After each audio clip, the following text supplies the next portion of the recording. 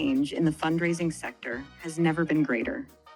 But innovations in technology are evolving faster than our ability to understand them.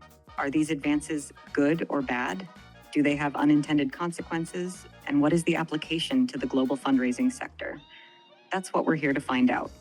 Welcome to the Fundraising AI Podcast, your up-to-date resource for responsible AI for the global fundraising community, hosted by Nathan Chappell and Scott Rosenkrantz. All right, we're back for another episode of the Fundraising AI Podcast. Scott Rosenkrantz and I are still in Geneva, finishing up, I think, almost the conference, but today was the day that we kind of came for, I think. Yeah, started out with governance. We talked about this in yesterday's podcast, that it was a lot of the use cases, the hype, kind of the excitement of what could be done with AI, but the meat of today is really, how do we do it safely? What are the conversations that need to be had? So I think you and I are mildly obsessed with governance and what it means. And I think overly protective of the nonprofit sector, because governance for our sector means something then differently than what it means for the private sector that's selling products or services. And we really established that baseline, that idea back in 2017, where we knew that with great prediction came great responsibility.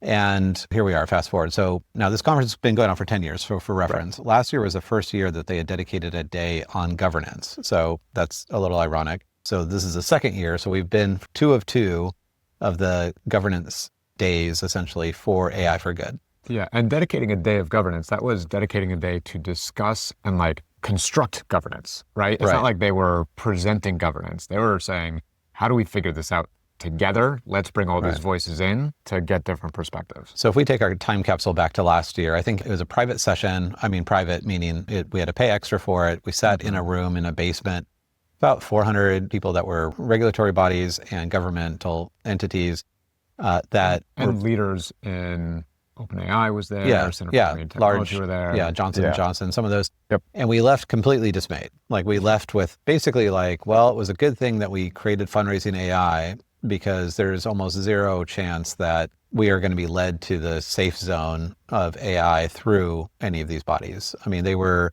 in fact, the ISO standard was still debating on what the definition of AI was. So that took 4 years. It took another 4 years for them to actually come up with the first ISO standard for AI that was just released recently.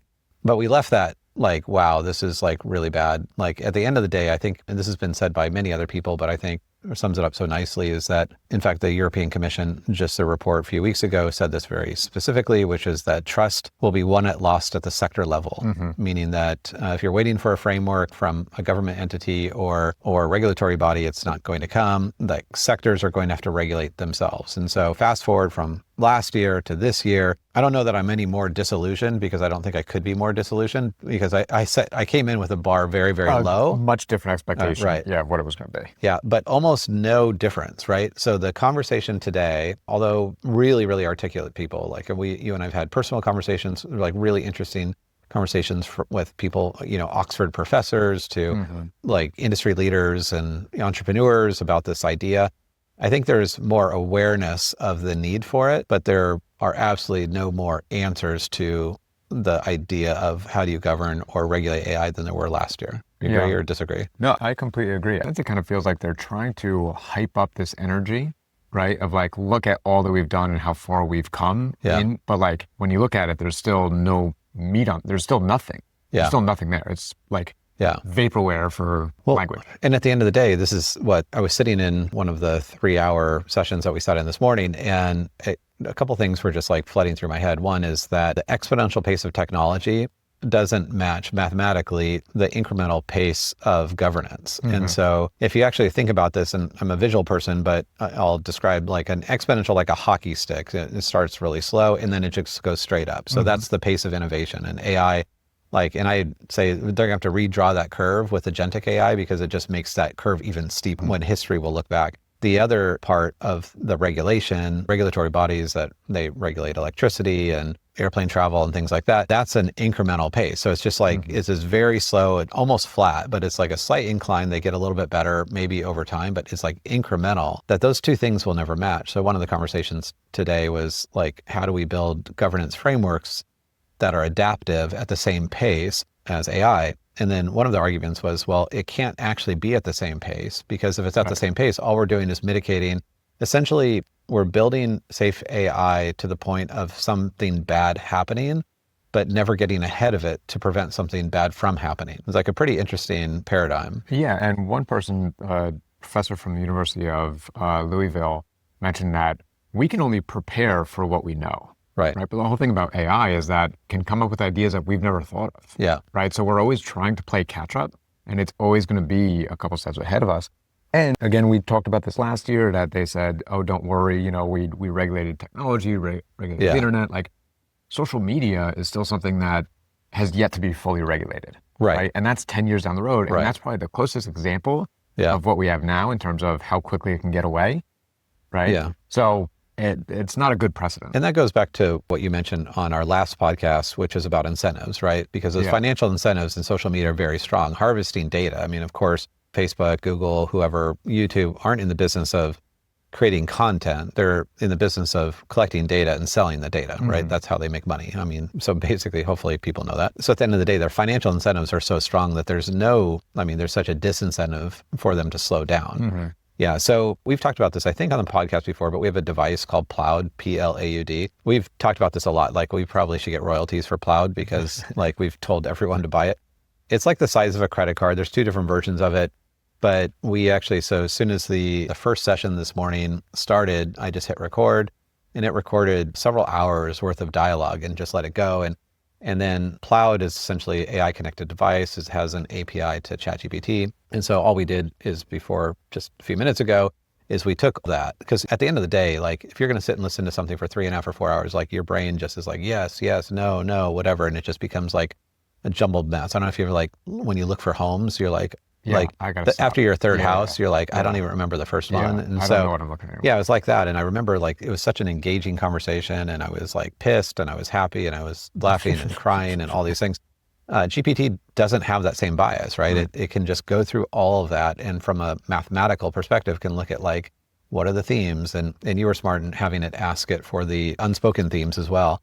So in terms of the overriding themes, if we had all those conversations summed down into 3 words, the 3 words are speed, power, and trust. So speed was accelerating pace of AI development is outpacing policy oversight. The second is power, and we'll get into each of these. The second was power. The concentration of technological and geopolitical power threatens inclusive governance. And third, trust, was building trustworthy AI systems requires transparency, shared standards, and global participation.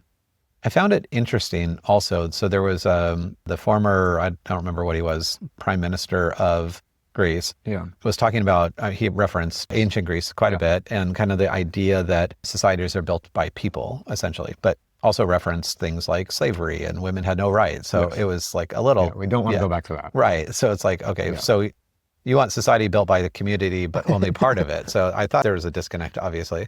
But his comments were one of the only comments all morning that were applauded. Yeah. And it wasn't applauded in the sense of, like, don't give everybody rights, but it was on building AI that is representative of broader group of people that really resonate with the audience. Yeah. It reminded me of a conversation that Joe Rogan had with, I think it was Sam Altman, right?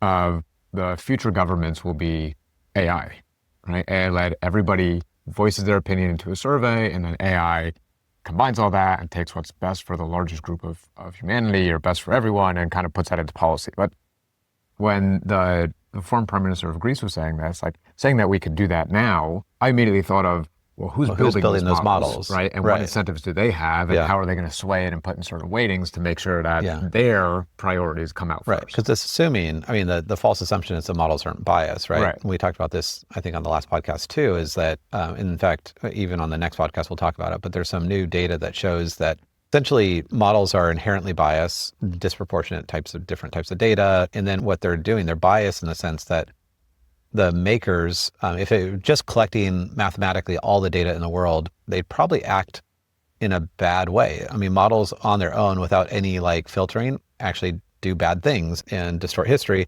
That's because there's a lot of bad actors on the internet that have actually brought data in a disproportionate amount. So whoever is building these models is actually tuning these models. So Grok yesterday came out, and essentially a couple weird things with Grok had happened in the last 2 days. So the CEO resigned, or of X. And did that happen after? Because Elon Musk said we're making Grok less politically correct. Right. And then to the And point then, where it became so far extreme that he put the guardrails back on. right. Right. Right. And then was it the CEO? Because it became really racist really quickly. Which Again, multiple has- times. It's yeah. done this multiple times. And the CEO resigned. And I think the news last night was that it was not related, but there's no way. And then apparently Grok, there is a 2 or 3, their new version 4. of 4 has outperformed basically every other model on the planet right now. And so there's just like all this like crazy hype around it. So I think a lot of that, I mean, it speaks to all those themes, but the speed of which, so that going back to the distillation of the entire day, saving people thousands of dollars, although Geneva is a great place to go. The speed factor of it is insane. And I think when you're in an environment where people are as deep in AI as we are, like we can see almost to the point where like none of this even matters anymore because it's already like a powder keg of like information explosions coming and all those things. It's like, it's enormous and it can get, just don't go to dinner. I know we're supposed to have dinner tonight. You should probably just tell your wife, like, we're not going because Nathan's going to go dark. What's the point? And what's the point? It doesn't matter anymore. But there's something interesting. So the speed is like, it's continuing and it's going to continue to outpace regulation for sure. Any sense of trying to not only match it is absurd, but also trying to get ahead of it is doubly exponentially absurd. So I think going back to the thing that we've said over and over and over again, it's the premise of fundraising AI, which is that we can't wait for regulatory bodies, literally, like this is what we said years ago. We can't wait for regulatory bodies or governments to tell us what's right or wrong, that our sector that operates in the currency of trust has to define what responsible AI is, beneficial AI is for our sector. So that's validating. Yeah, and I think it's kind of twofold. At that point, it was because the priorities are different, right? And the motivations are different. So we need to have our own framework that speaks to our language. Right. But I think time has shown that it's not just priorities are different, but nothing's happening on that. Yeah. Right? If we waited for them, even if the priorities were aligned, there would be no framework. Yeah. So now we have something that we can start to align ourselves with, right? Start to use at individual nonprofit organizations to help them stay within those guardrails that are mutually agreed upon and for the purposes of sustainable philanthropy. Yeah. So absolutely. So I feel validated again this year, but that's, I guess, a pat on the back, but that's not a good thing. Like we are hoping that it wouldn't be the case, that fundraising AI didn't have to exist essentially because this exponential technology would have guardrails on it that provided, at least hopefully some direction for people who are building AI to do it in a responsible, safe and responsible way.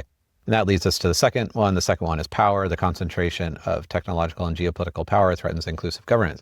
And again, this is part of the issue. So the concentration of power of AI is either at the government level, so like in China, or it's in one of like 8 companies that exist that literally control the data and the models. And so we as humans have to put a tremendous amount of quote unquote faith. You don't have to put faith in them, but like you're subject to whatever that organization believes is ethical or is safe or is secure. And even this morning, we heard very, very different answers to that question from, say, 11 Labs, which 11 Labs was on stage. I thought it was ironic. I don't know if you did, because I mean, like they are like the nucleus of what deepfake represents, right? They are like enabling, right? Yeah. I mean, cloning voices can be really good for lots of things, like to read a news article to me or something like that. But that's such a small, limited use case for essentially how they're being used, like cyberbullying at scale, like literally like the whole like deepfake, like porn things and revenge porn and all this stuff with a person's voice now is happening like in high schools, like.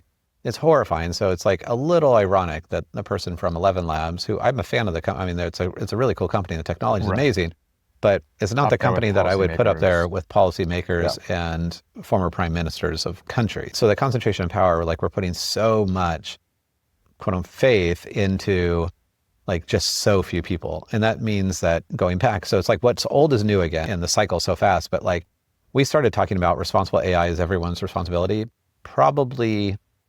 And when's the first time we started using that in a presentation? Probably like 4 years ago, 5 years ago. Like literally those words, responsible AI is everyone's responsibility is a core tenet of fundraising AI. And that is essentially what is needed. And I don't think a lot of people still recognize that. Like, we need to shore up as humans, like, what are our values as an individual? What are the things that I'm willing to do? And as importantly, or probably more importantly, what are the things I'm not willing to do? Yeah. And part of that, going back to, again, what happened with Grok over the past few days, like, at any moment, someone has full control over these models that we're using and can decide to change the weightings to whatever their pleasure. Yeah. Right. And you, as a nonprofit, if you're using them and those changes impact your work negatively, you come under fire, right? You can't just point the finger at OpenAI or Grok or anything like that and say, well, it's their fault. Like, you are the ones who are using them, and you are the ones who are trusting that they're going to keep moving aligned with your mission. Yeah. But we can't always trust that. So we do need to have some of those guardrails of how we're using it and make sure that we're seeing as much as we can possibly see about enforcing transparency and all those metrics to make sure that this stays aligned for us. Yeah. So the last three themes, and we'll talk about unspoken themes, are building trustworthy AI systems requires transparency, shared standards, and global participation. And also very interesting because we've been using, well, the word trust, obviously, very clearly in that, by definition, because nonprofits operate in the currency of trust, that our frameworks, by design, cannot look the same as a for-profit entity. Like, it cannot. Like, if you absolutely believe that we operate in the currency of trust, the framework that works for Nike and Samsung and Amazon and Google and Microsoft by design cannot work for fundraising, which is why we have our own responsible and beneficial framework. So I think the most interesting part of this conversation around trust comes from the professor from Oxford that we spoke with, who is very excited to call bullcrap on all of the sessions this morning. And he was attending for free, I think, because one of his colleagues was on stage. Yeah. But he had just wrote apparently a long paper about this with a thesis that the only way to really do this, to keep the world from imploding, is to have a body like the United Nations, who has its own significant challenges, essentially establish an accord for what is responsible AI at a global level. And that, I guess at the end of the day, that was probably that gave me a little bit of hope, right? That is that possibility. And then, and real quick, I'd love to hear your thoughts on that. There's also a couple notions that China is either pretending or is not in the arms race, that they don't really care, but somehow the US has painted them in this position of being in the arms race against China. But China just wants AI for everyone. Yeah. I mean, China is very well represented here. Yes. Right? Yeah. In terms of sponsorship, I think there's more Chinese companies sponsoring. No doubt. The robotics and all of that, for sure. US, well represented in terms of the size of their booths that they have. I think the Chinese government has a booth the size of my living room, kitchen, and den combined. Yeah, it is interesting. And then is it a spin in the media that we've been fed, or is it a spin that we're currently hearing or is there somewhere in between? And the argument there is that creating that perception of the arms race, really, whether it's true or not true, it supports the economics of those that are actually building models, right? So like, if they're creating haste and like the sense of urgency, like we have to get there, it helps them with their shareholders. It helps them with the government entities that have basically not regulated them at all because they've created the perception of this arms race. So it absolutely could be a very interesting political tactic that China says, yeah, we're not in it, like just go do your thing, but very much is in it, because we also know that China is investing billions, I think trillions of dollars in AI infrastructure, like from energy to GPU production and data collection. So in many ways, we've heard through many conversations that China is much further ahead in AI use cases, deployment, and success than we really know about, especially like in areas like healthcare. Right, and way further than we are. Right, globally, or nationally rather. Yeah. One thing I thought was interesting, I just kind of made the connection. The guy from Oxford that we were listening to, he, in his kind of argument, he's proposing that right now, AI as a focus has been under the ITU arm of the UN. Right. ITU is the International Telecommunication Union. Right. Yeah. Right. Yeah. They regulated the telephone. Right. Yeah. And electricity. AI is not the same thing as telephone. No. Right. Yeah. And so the UN is not as far along in AI success as they would like to be, AI adoption as they would like to be, and evidenced by how their SDGs are all kind of way behind the benchmarks. Yeah. Right. They put the focus of AI under ITU. Right. Right. Yeah. And he's saying that they should start a new agency altogether. Yes. Right? Agreed. Does this not sound like so many nonprofit organizations that we work with? Yeah. right? Yeah. They have it. They know that it's important. They know they need to do something. They don't know exactly what to do or how to apply it, right?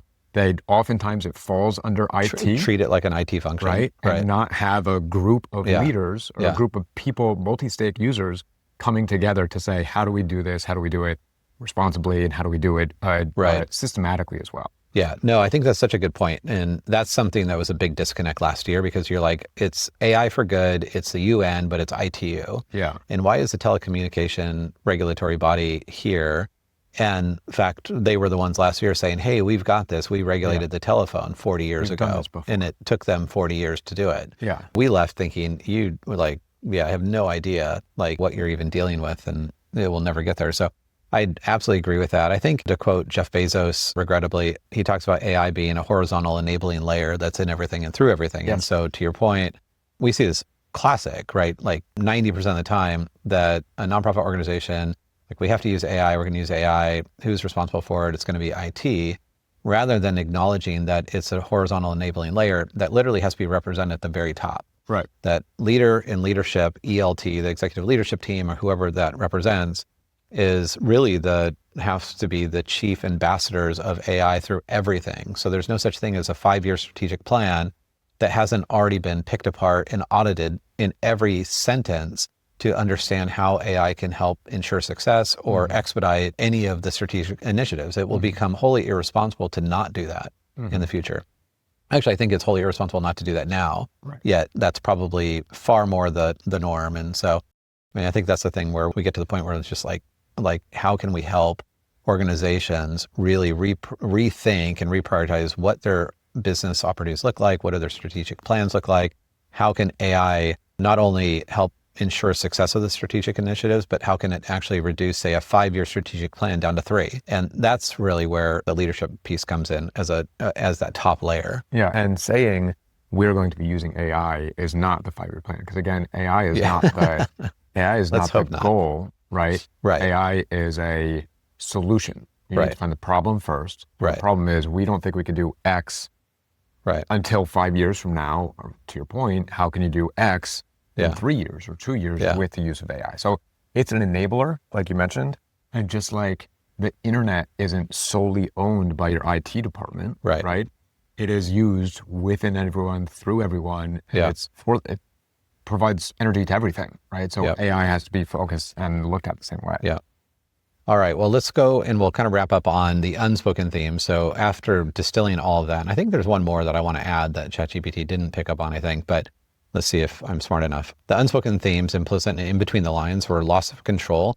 So it picked up based on like what wasn't said, just by like conversations that started and probably ended prematurely, that we've already kind of lost control. Like there's a palpable sense of like, holy crap. Yeah. So I think that's pretty spot on. The genie's out of the bottle. Who was saying that yesterday, right? Like, if things happen in cycles, right? There's a genie. Oh, Will.i.am. The whole story of the genie out of the bottle. Right? Genie can conjure up anything like with a finger, right? That's kind of like LLMs. Well, why was it put back in the bottle? Right? And are we letting out now? How do we put it back in? Yeah, GPT says, beneath the language of governance was a quiet fear. We don't fully understand that what we've built, and we're scrambling to regain control before it's too late. The second theme was distrust in big tech self-regulation. And I mean, that's such an obvious one for me. It's like, okay, like we don't even have to talk about that. The fact that just putting that much trust in a few actors that have very different financial incentives to perform. And that's the thing, this is like anyone who buys stock in any of these big companies is also complicit with this whole thing, right? Because you are buying stock in NVIDIA because it's like this rocket ship that just, I don't know if you saw this yesterday, hit $4 trillion. So it actually surpassed Apple. And it's not a quote unquote like hardware company in that classic sense. I mean, it's a hardware company, obviously it makes GPUs, but it's not a consumer facing product. It's unbelievable. It's just literally stuff that like 99.9% of the world will never actually have on their own, right? But it actually surpassed Apple. If you think about like, if you think that AI is not that big or it's not going anywhere, literally NVIDIA, after just a few short years, just surpassed Apple, and most of the entire world will never actually ever touch a NVIDIA GPU in their hand. Like, that is wild. That's insane to think about. So we're putting a lot of eggs in a very, very few baskets, and anything like that, whether it's like from fundraising context, we talk a lot about this, like too much revenue from too few people. Basically, it doesn't allow for a democratic representation. So it will be what those organizations view as important to focus on. And that's what essentially citizens will be given. And their approach, Big Tech's approach to regulation is, you tell us what not to do, and we're going to keep doing everything until you tell us not to do something. Yeah. But also tell us not to do something sooner, so that way it doesn't come down the road and it's much more restrictive. Right. So give us like a light, like kind of very soft, like cotton guard or handcuffs. And there was a guy from, the effort that I forgot about it even, because it was about 2 years ago, where all the big like Anthropic and OpenAI, they signed this document that like they were going to, not screw up the world. Yeah. And he was talking about the need for like something even bigger than that. But ChatGPT wrote, while not always directly stated, there was a clear skepticism about voluntary safety commitments by tech giants. Several commitments or comments hinted that regulatory capture is real and growing. And so, yeah, I also don't really believe I believe that a volunteer agreement is better than no agreement, but there needs to be like the EU AI Act, where if somebody's going to create a social score, a prediction on who's likely to commit a crime, like there has to be literally regulation that says what is legal and what's illegal. Right. So a third is fear of institutional relevance. And some of the speakers, especially the policymakers, seem to carry out unspoken anxiety that their governance structures don't adapt quickly, they'll become obsolete. Yeah. So yeah, very true. Like, I mean, again, like it's been a year later, we haven't gotten any further. Yeah. But AI has. Yeah. Yeah. So the approaches that they've taken have not really. So building a completely different type of framework that is as exponential, if you will. There was a word that was used, hyper exponential, that was like, oh, that's really good because it's like, it goes beyond. I know the Center for Humane Technology calls it a double exponential, but it's just like growth upon growth. There was the fourth unspoken theme was moral exhaustion versus moral urgency. This is actually really interesting that it picked up on this. There was tension between people overwhelmed by the complexity and those calling for bold, principle-based leadership. The message, we can't wait for clarity, we have to act in the fog. Right. We see that all the time in the nonprofit sector. Like we argue with ourselves about like, is it better to just do something? Is there more harm created by not doing anything and not trying anything to your organization than doing it and then adjusting along the way? Or is it worse or better than having a framework and waiting until you have a governance plan solidified and then actually go and do something? Yeah. And I think even in this episode alone, we've teetered on like, well, what's the point of doing anything? Right. Versus, well, we need to do something. Right. And so let's do something. Yep. Number 5, classic, who gets to define safe? It goes along with who gets to define ethics, who gets to define what trustworthy is. So there's a power struggle over the definitions, what counts as safe, trustworthy, or responsible AI. Those who set the standards hold the future. And that's true. I mean, we see that happened in the Biden administration, where basically Elon and Sam Altman and Zuckerberg and everybody went to the White House. They created the blueprint for responsible AI. Like literally the tech giants created their own framework for responsible AI. Then of course, Trump repealed it like on day 2. And so now those same people are calling for more regulation because it helps them with their shareholders. And of course, they're afraid of over-regulation in the future. So yeah, I do think it's worthy to be skeptical of like safe according to who, trustworthy according to who, responsible according to who. And that's why, again, fundraising AI really set out to, focus on both AI that can't only be helpful in the short term, but has to consider long-term and unintended consequences. The last one, which I think there is one more, but the ghost of social media was something that it picked up on. And I heard a few references to social media. It's and GPT says, though rarely named, the unspoken lesson was clear. We've seen what happens when technology outpaces regulation, i.e. Facebook, X, TikTok, who is the sponsor here. That cautionary tale was hanging silently over every word. And so I think that's a positive thing in a lot of ways. Like it gives us such clarity to see like how a technology that was by design intended to make money, but also was not intended to do harm. Like that it was intended to quote unquote, bring people together and make money, but it wasn't designed to increase teen suicide, right? But therefore, we're at where we're at, and that's what we have. So I think there's a huge benefit to be able to, in a short span of time, be able to reference that and say, look, you haven't seen anything. Like this is like, it is that on like 1000x. Well, I think also the part about social media, like social media is the symptom, right? I think the reason why social media is so toxic is because of AI. Right. When it first came out, it didn't have those AI recommendation models telling you what you're more likely to be engaged with, Yeah. right? And once it started doing that, that's where we got into more polarization, like this extremism, Right. and all these negative impacts. So social media is the face of it, but it's still, this is what AI can do, just at a slower rollout level Right. than what we're going to be experiencing in the near future. Yep. Yeah. So I think the seventh and last one that isn't here, but it's probably because it wasn't today, but we've heard for the last couple of days, is around the environment and the environmental impact of AI. Yeah. And so as you're talking about regulation, it's like the environment is one of those areas that has just been plagued by, lots of false promises. I mean, regulation that has not been upheld, it's been changed and all those things. So I think it's interesting because you and I get this all the time. And I saw there were social posts about this yesterday. There's a real trend right now, almost every day you and I are asked, like, what about the environmental impact of AI? And I think a lot of times I see that from the skeptics, of people who don't want to use AI. Right.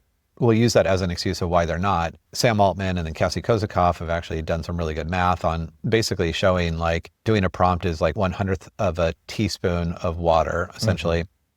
And so the narrative right now is that prompts actually don't use that much electricity. They're actually quite efficient compared to like doing a Google search or using, Microsoft Word for 10 hours that it would have taken a prompt to actually 2 seconds to actually draft something for you. So there's a lot of argument and truth in saying that the individual user is not really damaging the environment, definitely not more than they would driving a car or even using the internet or Microsoft Word. But I think the misnomer in all that is that you can't decouple what it takes to build these models, because the argument is like, well, doing a prompt only takes, it's about the equivalent of turning on a light bulb for about, a few seconds. And in all reality, that model cost $1 billion. It costs $1 billion and not in just people, but it costs $1 billion in compute, literally like computers, like massive, like where you have like 1,000 servers connected to in a water-filled room and air-cooled room that highly regulated, temperature-wise, running for like a year. And so same as cryptocurrency, it's like, so the assumption is like, well, you can't talk about those upfront costs because that's just like that's a sunk cost. The reality for all intentions is that there's never just one model and that model's never done. Right. So if it was done, then you're like, okay, well, it costs $1 billion to release GPT-4o, but GPT-4o is retrained every day, right? By all the new data that people are giving it. So that model, it's just this like expense that continues. Like, so everyone, it's like, yes, to operationalize a model, it's very inexpensive, quote unquote, against the environment. But to build models and then have more models being built continuously has a bigger carbon footprint. And so it's not to say that you shouldn't use them, but it's to be aware that, as we use models, as our organizations use models, that we should do things like mitigate our carbon footprint. Like there's lots of ways to do that by buying carbon credits, planting trees, doing things to offset your carbon footprint, but being aware that you do have one. I think it's irresponsible to say it doesn't really cost any more than the internet, so just therefore go and do your thing. I do think, and again, not everyone, but I do think that this does become a distraction. Yes, right? 100%. Similar to, we probably talked about this in the past, like ethics. Ethics is a hard thing to answer. Yeah.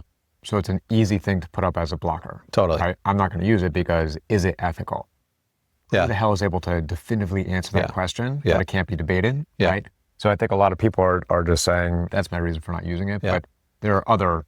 That is the trend though, right? Because the trend was, I think the first trend barrier block to not use AI was around privacy safety.